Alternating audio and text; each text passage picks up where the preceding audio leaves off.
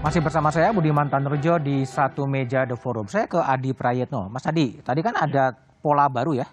Suroto membentangkan poster di Blitar, kemudian diundang ke istana. Ini kan dari sesuatu yang agak mengerugikan citra pemerintah, dibalik itu kemudian, loh ini kan kita lakukan didengar. Betul Pak Jokowi kemudian mendapatkan political benefit dari langkah itu?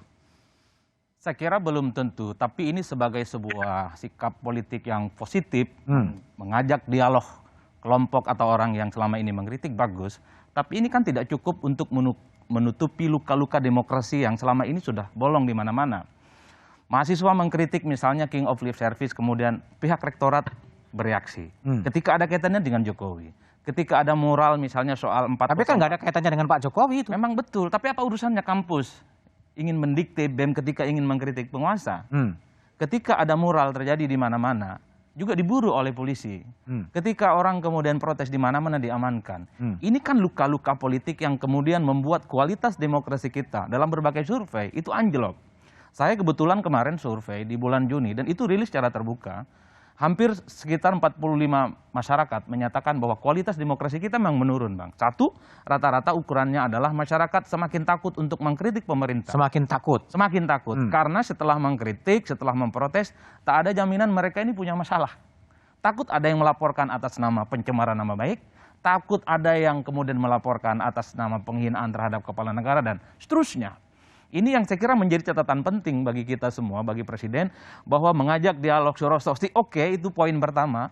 Besok-besok luka-luka demokrasi yang sudah ditinggalkan begitu banyak oleh aparat yang main tangkap, main investigasi, itu juga harus dihilangkan. Atau mungkin orang-orang yang mendemo tadi di UNS kan bilang, selesaikan pelanggaran HAM masa lalu, tolong benahi KPK, diundang juga sekalian ke istana itu, didengar aspirasinya. Betul. Saya kira itu cukup bagus, bahkan orang yang melakukan mural, itu juga diundang. Bahkan anak UI, BEM UI yang mengkritik Jokowi ini King of Lip Service juga undang. Tunjukkan kepada publik bahwa secara moral, secara politik, Jokowi memang berpihak kepada demokrasi yang tumbuh mekar dengan baik. Itu satu. Yang kedua, tentu ini akan mengarah kepada kritik yang secara keseluruhan kepada kepolisian yang dinilai gagal melakukan reformasi. Karena pola-polanya tidak dialogis. Bukan preventif, tapi main amankan. Sekaligus itu dilepas, tapi bagi orang yang ditangkap, itu jantungan, Bang. Kita mantan aktivis, sekalipun cuma yang nginep sehari 2 hari, itu kayak kiamat 4 hari, Bang. Wah, nah itu penting bagi kita. Artinya apa? Bahwa sikap-sikap yang seperti itu, dalam tanda kutip, itu kan paradoks dengan apa yang ingin disampaikan oleh Jokowi. Jangan-jangan bukan hanya reformasi kepolisian yang gagal. Jangan-jangan kepolisian ini tidak pernah mendengar pidato presiden di mana-mana. Yang selalu bilang bahwa saya anti kritik. Jangan-jangan begitu. Jangan-jangan kepolisian itu yang kemudian terjadi. Saya tidak anti kritik. Betul. Enggak, tadi saya anti kritik. Saya tidak anti kritik. Presiden bilangnya gitu. Betul, kalau itu setuju. Tapi kan dalam praktiknya, orang yang mengkritik setelah itu nggak nyaman, nggak happy. Dan itu yang terjadi, yang dilaporkan banyak, yang ditangkap dilepaskan banyak. Budiman nggak pernah ditangkap nih, misalnya Tuhan kami lapar juga. Budiman tiap satu meja mengkritik presiden habis-habisan, nggak pernah dia ditangkap. Oh iya, konteksnya beda dong. Bang Budiman ini orang penting. Oh gitu ya. Kalau yang lain nggak penting. Mardani nggak pernah ditangkap. Aspina nggak pernah ditangkap. Oh betul, tapi BEM UI Adi nggak pernah ditangkap. Tapi BEM kampus, Bang, ya itu didikte oleh kampusnya. Kemudian pelaku moral itu dicari sama polisi, BEM Bang. UI itu nggak ditangkap. Dia boleh aja di dalam kampus kemudian ada rektor atau kemudian PR3 kemudian memanggil, ini ngapain sih? Dan habis itu kan nggak ada masalah. Orang presidennya bilang, saya nggak ada masalah dengan kritik mahasiswa UI. Saya nggak ada masalah soal mural. Saya nggak ada masalah. Dan makanya sekarang, kalau ini nggak ada masalah, kalau teman-teman menganggap bahwa cara yang dilakukan ini aktivis sekarang nih kesentil sedikit, aduh ngamuknya seluruh dunia. Ampun deh. Enggak, aku tidak mengatakan begitu. Cuma ampun deh. Artinya mereka bisa menyebarluaskan bahwa seolah-olah sedang terjadi sesuatu yang sangat ini gitu ya. Tapi menurut aku oke. Mari kita benahi. Mari kita benahi. Presiden sudah menunjukkan sikap. Dialog. Udah gitu aja. Asvin. Bang Fajrul soalnya udah di istana ini. Gimana Asvin? Tadi soal aktivis yang kecentil dikit aja teriaknya minta ampun. Gimana Anda lihat? Iya, soalnya Bang Fajrul itu kan sudah di istana. Jadi cuma bilangnya sedikit. Coba Bang Fajrul ngomong itu saya temukan ya dengan ribuan mahasiswa yang dipukul, ditangkap, nggak ada salah apa-apa, terus kemudian nggak bisa ketemu dengan kuasa hukum, masih berani nggak Bang Fajrul ngomong itu cuma sedikit? Siapa? Gitu. Laporkan kepada polisi aja. Kemudian menurut saya kita nggak bisa ya, misalnya kalau kita sudah di kekuasaan, terus kita melihat peristiwa itu semua sama rata saja begitu. Kan persamaan di hadapan hukum itu kan nggak betul-betul terjadi lah. Kita semua tahu itu. Bagaimana orang-orang di pelosok sana bisa dengan mudah ditangkap, waktu di Ternate masih ditangkapin, di Jakarta aksi Omnibus Law sudah aman karena di depan istana gitu, atau nggak betul-betul depan istana tapi di ibu kota. Jadi kita nggak bisa juga, itu justru kebohongan yang lain lagi ya, memanipulasi seolah-olah semua orang betul-betul sama, mulai dari masyarakat adat yang miskin. Ibu tunjukin dong kalau ada yang memang diperlakukan melanggar hukum, laporkan. Presiden Joko Widodo selalu mengatakan, ini negara hukum. Siapapun yang melanggar hukum kena. Laporkan, jangan kemudian mengatakan sejumlah ini, sejumlah itu tidak menyatakan apa-apa. Secara logika, konyol gitu. Laporkan ke siapa? Laporkan kepada polisi kalau memang melakukan pelanggaran. Kalau memang terjadi pelanggaran hukum, ada aparat, percayalah. Bagaimana mungkin kita mau membangun demokrasi kalau kita nggak percaya kepada sistem ini? Melakukannya lintas coba, jangan pakai berandai-andai. Kita malam ini tidak pakai berandai-andai. Dari tahun 70-an tidak ada. Ini bukan pengalaman saya. Kalau Anda mengatakan ada klien Anda yang diperlakukan tidak atau melanggar hukum, laporkan kepada aparat. Tugas kita jelas. Budiman ini jelas selalu bilang, Pak Jrul, di negara ini ada yang namanya lembaga hukum, ada aparat hukum, ada peraturan, dan ada kita. Kalau kita merasa hak kita terlanggar, maju kepada aparat penegak hukum. Kita sudah lapor juga Bang ke Komnas HAM. Komnas HAM itu kan dibentuk oleh undang-undang. Betul, silakan. Dibentuk oleh undang-undang dan itu harus didengarkan oleh presiden. Presiden adalah atasannya. Dalam undang-undang pelayanan publik arahnya ke sana. Dan celakanya di antara presiden dan Kapolri itu nggak ada kementerian. Budiman, jadi langsung presiden. Masa Komnas HAM bawahan presiden? Itu lembaga independen. Gimana?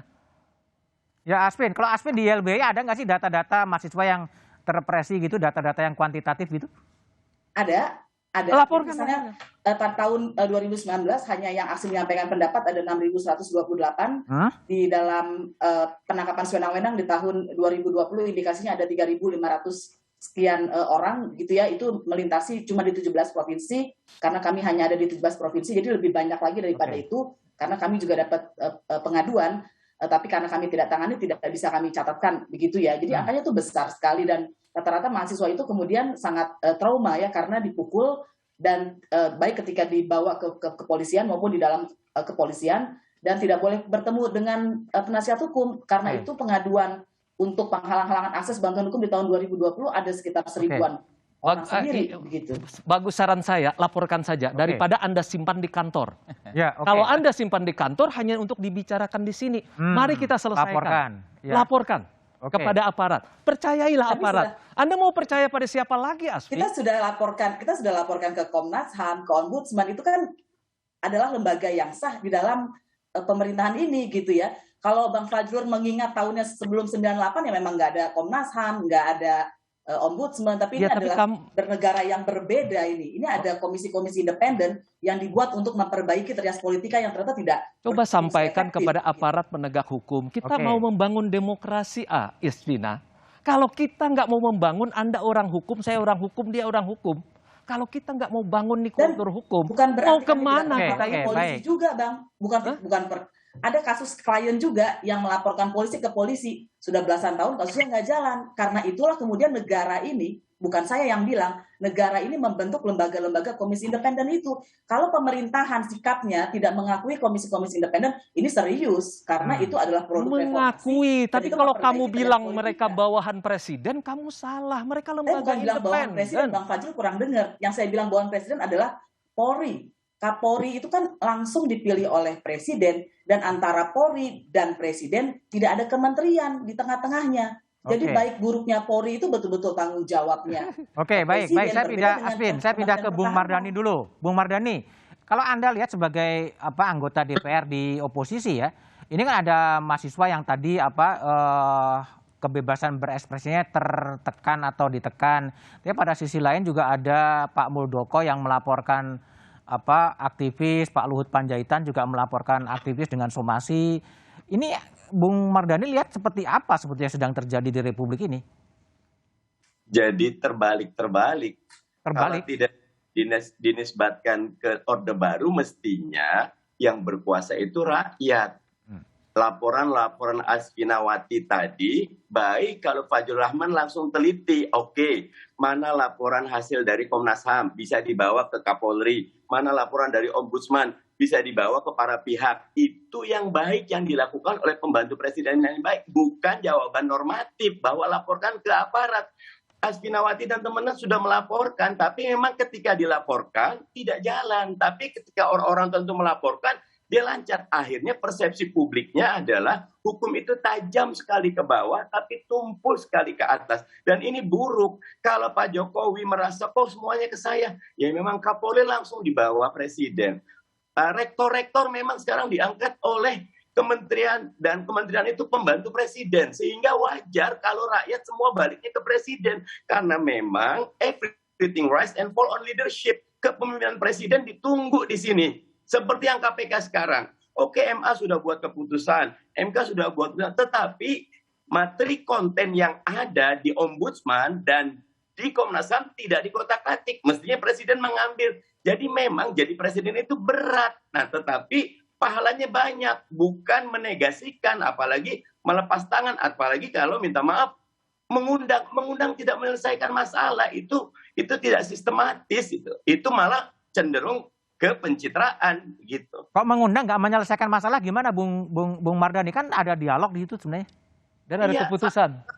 Tapi besok akan ada penangkapan lagi, besok akan ada pemanggilan lagi, besok akan ada aparat lagi. Itu tandanya tidak menyelesaikan pada akar masalah. Rumah yang bocor, sofanya digeser, bocornya tetap. Mestinya akarnya ada pada budaya bahwa sekarang era demokrasi, setiap orang boleh bicara dan niat bicara itu baik. Visi kita itu kalau orang mau bicara, bersyukur rakyat mau bicara, karena dengan demikian pemerintah berarti dikontrol, dan memang kedaulatan itu ada di tangan rakyat. Begitu. Oke, Bung Fajrul, jadi langkah mengundang dianggap sebagai tidak menyelesaikan problem sebetulnya. Gimana? Langkah mengundang tadi bisa dibaca begini. Pertama, bahwa presiden ingin menegaskan, ingin memberikan teladan.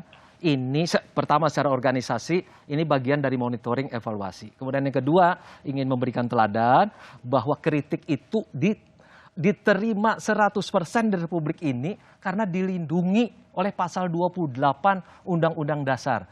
Kemudian berunjuk rasa dilindungi oleh Undang-Undang hak menyampaikan pendapat. Nah, untuk penyelesaiannya ini khasnya Presiden Jokowi. Ketika di Solo memindah pasar, dia perlu 70 kali untuk berdialog kepada masyarakat lalu pindah. Nah, ini yang ingin ditunjukkan juga. Cara berorganisasi kita tuh begini. Kritik itu tidak mungkin tidak ada. Kalau ada yang bilang kritik itu tidak penting, itu salah. Okay. Demokrasi itu isinya kritik. Pasal 28 itu pertama mengatakan kritik itu adalah syarat bagi kemerdekaan, syarat bagi demokrasi, syarat bagi kemajuan. Siapa yang bisa mengatakan itu tidak? Nah, tinggal sekarang bagaimana menjalankannya. Nah, tadi itu ingin mengatakan begini loh cara menangani. Cara menanganinya begini. Menangani begini, dengan dialog. Kemudian kedua, ada tadi keputusan memang kepada para peternak unggas, dan diberikan ada keputusan supaya harga jagung itu sekitar 4.500. Ada keputusan yang diambil. Oke, ada keputusannya ya. Oke, ya. Bung Adi Prayitno. Jadi kalau Anda lihat ya, sekarang ada selain tadi aktivis-aktivis mahasiswa demo kemudian diamankan, ada yang diundang ke istana, tetapi juga ada Pak Luhut Panjaitan, kemudian juga mensomasi Haris Azhar, Pak Muldoko, kemudian juga mensomasi peneliti ICW. Ini fenomena pejabat menggugat aktivis, ini fenomena seperti apa? Tapi analisanya setelah jeda berikut ini.